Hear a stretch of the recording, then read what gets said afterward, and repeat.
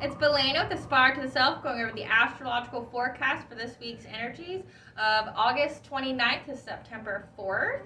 So we are still under the influence of Virgo, New Moon, and Mars. Remember, Virgo is the virgin goddess, which embodies the statement that our body is our temple.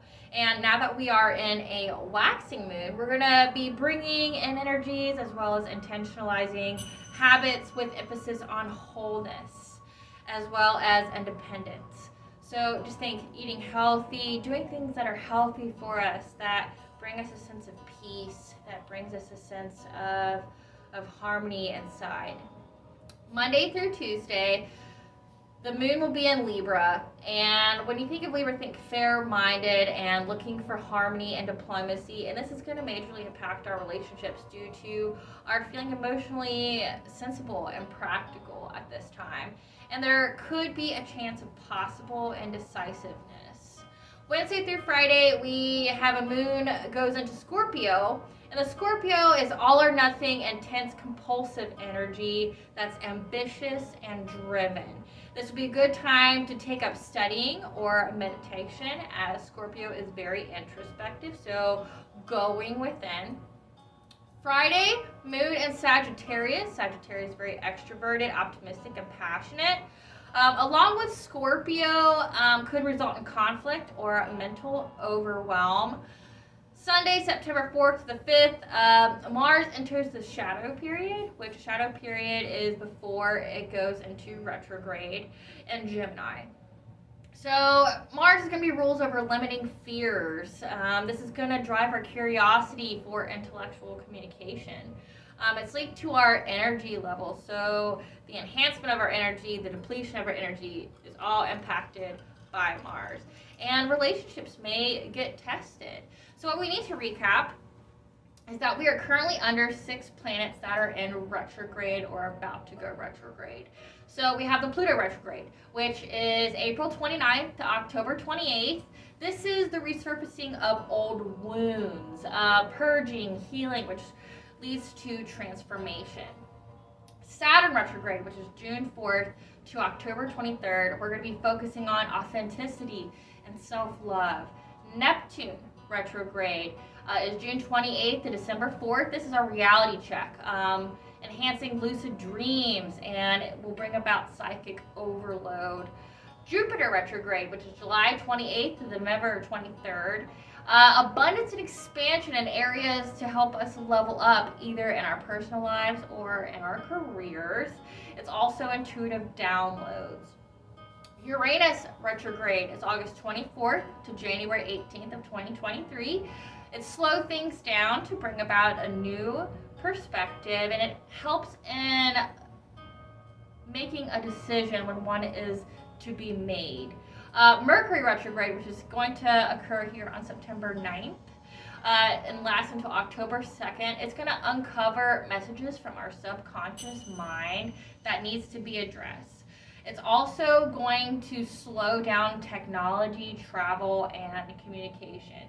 Now, what we need to know about all 6 of these is that it's going to be a hard stop. It's going to be a pause, a slowdown for us to digest and reflect, surrender to divine will, and going within, and just processing everything that's occurred, everything that's been resurfaced. So, the intuitive downloads, the lucid dreaming, the uncovering of messages. That's all been about since June. So we've just been having these prophetic dreams, these dreams trying to give us more information. I know the dreams for myself has just been intense and crazy, but a lot of valuable information has come from them, as well as, warnings for areas of my life that I needed to pay attention to. So with this going on, Libra, Scorpio, and Sagittarius, they rule over the lower half of the body, which means the corresponding chakra for this week is going to be the solar plexus. Solar plexus is going to play a part with the new moon in Virgo, okay? In the areas of self-discipline and control and independence. personal power from intrinsic values. So this week when we have Scorpio and Sagittarius going on, and then we have the Mars shadow period in Gemini, we're going to derive personal power from intrinsic values. The areas that are going to be most targeted are the areas of control, clarity, and willpower.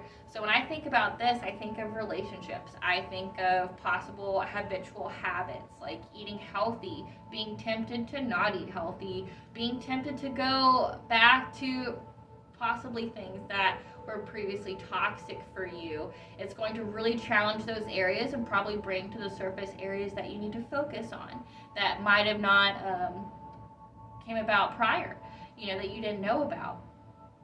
For me, I've been trying to do the whole healthy eating and sticking to my workout plan, but then also trying to make things fun.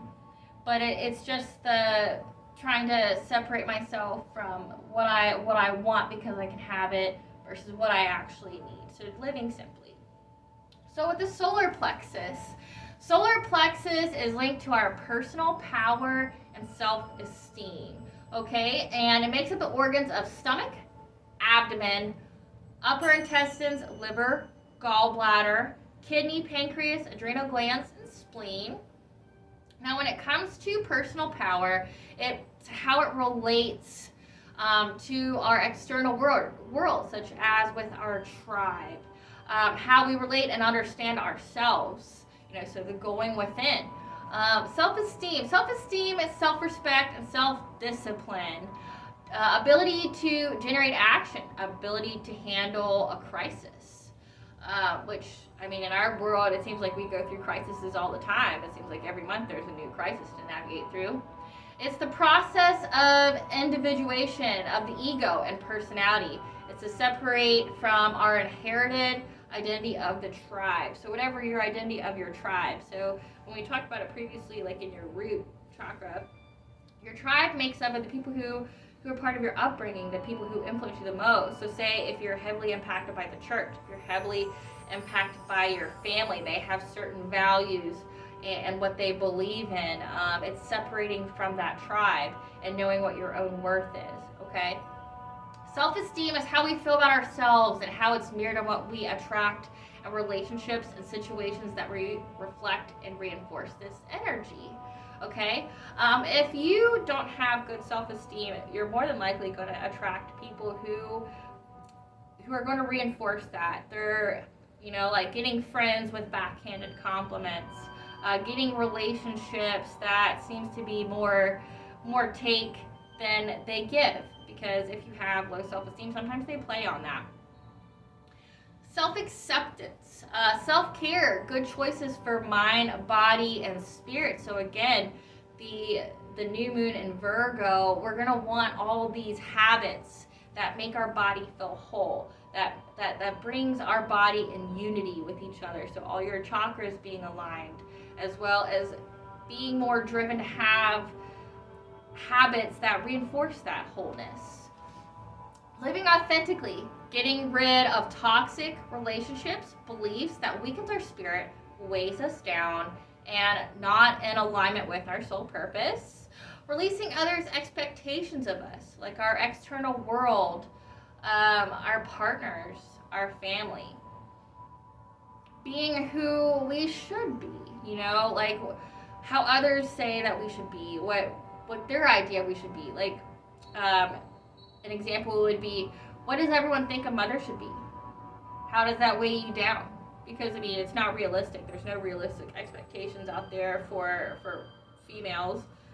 You're a good mom, you're a bad mom. It doesn't matter what you do. You're both of those things. So it's just releasing from that, or say being a good husband, being a bad husband, being a good partner, being a bad partner, according to whomever,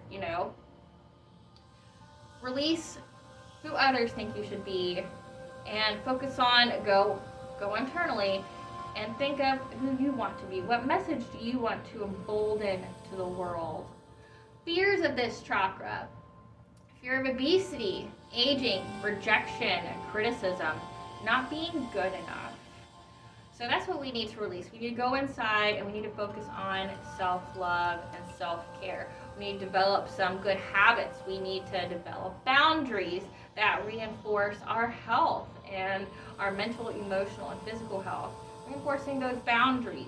Not caring about the world. Like I said, with women, it's like, we're always told what's beautiful and what's not. So obesity occurs with women as well as fear of aging, getting surgery. Like I know several people that have this kind of fear and they've spent thousands of dollars to completely reconstruct themselves. And if you do something like that, it just means that you have areas of low self-love because you feel you have to be that way in order to be accepted by the external world and for you to internally accept yourself.